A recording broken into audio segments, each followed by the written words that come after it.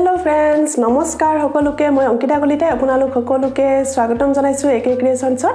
আজি আনটি নতুন আৰু খুবেই টেস্টি ৰেচিপি আপোনালোকলৈ লৈ আনিছো আজি আপোনালোকলৈ মাছেৰে বনোৱা কুলটি দাইলৰ খুবেই টেস্টি ৰেচিপি এটা লৈ আনিছো কুলটি দাইল আপোনাৰ প্ৰিয় নে কোনে কোনে কুলটি দাইল খাই ভাল পায় কমেন্ট কৰি জনাবচোন আৰু আজি অলপ বেলেগ ধৰণে বেলেগ সোৱাদেৰে কুলটি দাইল বনাম আমি প্ৰায়ে এনেকৈ বনাই খাও এই দালিটো কুলটি কালাই দালি বুলিও কোৱা হয় কুলটি দালি মোৰ খুবেই প্ৰিয় হয় এই ধৰণে বনাই খাই বহুত ভাল লাগে আৰু অতি সহজে আমি বনাব পাৰো আশা কৰিছো আপোনালোকে ৰেচিপিটো ভাল পাব কেনেকুৱা পায় কমেন্ট কৰি নিশ্চয় জনাব আৰু এই ধৰণে যদি আপুনি কেতিয়াও বনাই খোৱা নাই নিশ্চয় ট্ৰাই কৰি চাব গতিকে আহকচোন আজিৰ ভিডিওটো আৰম্ভ কৰো প্ৰথমতে এক কাপ কুলটি দালি লৈছো দালিৰ পৰিমাণটো আপুনি প্ৰয়োজন অনুসৰি ল'ব পাৰে এতিয়া দালিখিনি ভালদৰে ধুই ল'ব লাগিব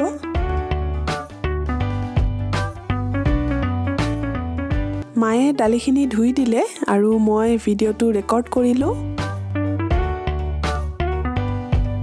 দালিখিনি ভালকৈ ধুই লোৱাৰ পিছত এতিয়া পানীখিনি শুকাবলৈ ৰ'দত দিছো খৰাহি এটাত ধুনীয়াকৈ মেলি দিছো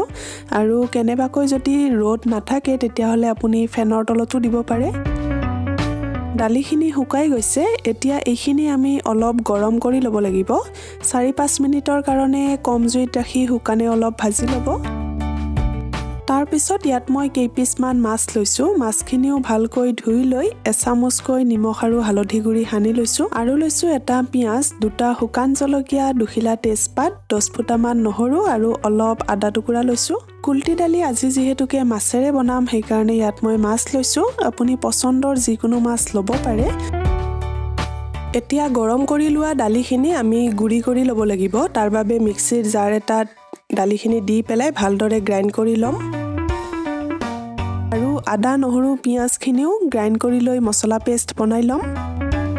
যদি আপুনি নিৰামিষ দাইল বনাব বিচাৰে তেতিয়াহলে পিয়াজ নহৰু আৰু মাছ নিদিয়াকৈ বনাব পাৰে মছলা পেষ্টখিনি ৰেডি হৈ গল ইয়াত আপুনি বিচাৰিলে কেঁচা জলকীয়াও যোগ কৰিব পাৰে কিন্তু মই কেঁচা জলকীয়া কেইটা ফুৰণত দিম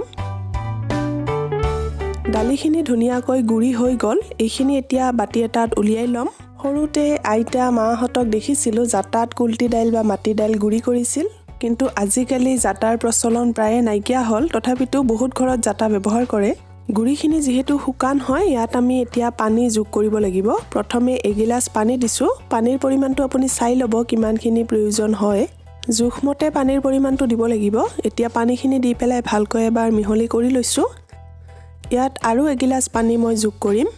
সৰুতে আইতাহঁতৰ লগত ময়ো জাটাত দাইল গুৰি কৰিছিলো এতিয়াও সেই দিনবোৰ মনত পৰে আৰু তেওঁলোকৰ লগত গুৰি কৰি ময়ো খুব আনন্দ পাইছিলো আজিকালি পিছে মিক্সাৰ গ্ৰাইণ্ডাৰ হৈ বহুত সুবিধা হৈছে মানুহৰ নহয় জানো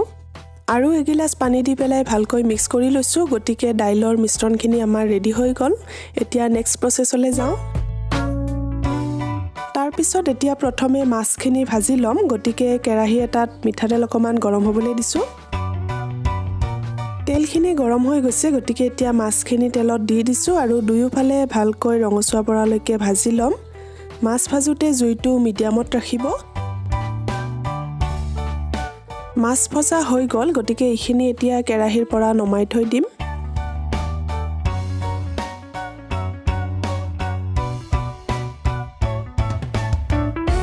মাছখিনি প্লেট এখনত নমাই থৈ দিলো আৰু যেহেতু মাছ ভজা তেল কেৰাহীত ৰৈ গৈছে একেখিনি তেলতে এতিয়া ফুৰণ দিম ফুৰণৰ বাবে অলপ পাঁচফুৰণ শুকান জলকীয়া তেজপাত আৰু 3টা কেঁচা জলকীয়া দিছো এইখিনি অলপ ভাজি লৈছো তাৰ পিছত ইয়াত আমি মছলাখিনি দিব লাগিব আদা নহৰু পিয়াজৰ পেষ্টখিনি দি দিলো কুলটি দালি আমাৰ স্বাস্থ্যৰ বাবেও খুবেই উপকাৰী হয় এইখিনি এতিয়া লো টু মিডিয়াম জুইত ৰাখি অলপ সময় ভাজি লম অলপ গোল্ডেন ব্ৰাউন হোৱালৈকে ভাজিম মছলাখিনি ভালকৈ ভজা হৈ গল ইয়াত এতিয়া এচামুচ হালধি গুৰি দিছো এইখিনি আকৌ এবাৰ ভালকৈ লৰাই দিছো তাৰ পিছত ইয়াত আমি ৰেডি কৰি লোৱা দাইলৰ মিশ্ৰণখিনি যোগ কৰিব লাগিব যিখিনি কুলটি দাইলৰ গুৰি আমি পানীৰ সৈতে মিহলি কৰি লৈছিলো সেই গুটেইখিনি এতিয়া কেৰাহীত ঢালি দিলো আকৌ এবাৰ ভালকৈ মিহলি কৰি লৈছো আৰু আপুনি মন কৰিব দাইলখিনিত কেৰাহীৰ তলিত লাগি ধৰিব পাৰে সেইকাৰণে পাৰিলে একেৰাহে লৰাই থাকিব বাটিটোত আৰু অলপ পানী লৈ পেলাই দি দিলো তাৰ পিছত নিমখ দিব লাগিব মই 2 চামুচ নিমখ দিছো সোৱাদ অনুসৰি নিমখৰ পৰিমাণটো আপুনি দিব পাৰে এইখিনি এতিয়া মিডিয়াম জুইত ৰাখি উতল আহিবলৈ থৈ দিম এইখিনি উতল আহি গৈছে আৰু এয়া চাওক দাইলৰ পানীখিনি প্ৰায় শুকাই গৈছে দালিৰ গুৰি ব্যৱহাৰ কৰাৰ কাৰণে পানীখিনি শুহি লৈছে সেইকাৰণে ইয়াত মই আৰু এগিলাচ পানী দিছো নহলে পানীৰ পৰিমাণটো অলপ কমি যাব দাইলখিনি আৰু অলপ পাতল কৰিব বিচাৰিলে আপুনি আৰু এগিলাচ পানী যোগ কৰিব পাৰে কিন্তু মই অলপ থুপথুপিয়াকৈ বনাম কাৰণে টোটেল 3.5 গিলাচ মান পানী দিলো পানী দি পেলাই একবাৰ ভালকৈ লৰাই দিছো এইখিনি আৰু 1 মিনিট মান সময় হ'বলৈ দিম বহু বেছি সময় উতলাব নালাগে নহলে দাইলৰ পানীখিনি বেছিকৈ শুকাই যাব আৰু বহু বেছি গাঢ় হ'ব মুঠতে কুলটি দালিৰ পৰিমাণ আপুনি যিমানখিনি লয় সেই হিচাপতহে পানীৰ পৰিমাণটো দিব তাৰ পিছত ইয়াত এতিয়া শেষত মই অলপ ধনিয়া পাত সৰুকৈ কাটি দিছো আৰু ভজা মাছখিনিও দি দিলো কুলটি দালি সৰু মাছ দি ৰান্ধি খাই বেছি ভাল লাগে এই মাছকেইটা মিডিয়াম সাইজৰ কাৰণে মই সৰুকৈ পিচ কৰি লৈছো আৰু মাছ নিদিয়াকৈও বনাব পাৰে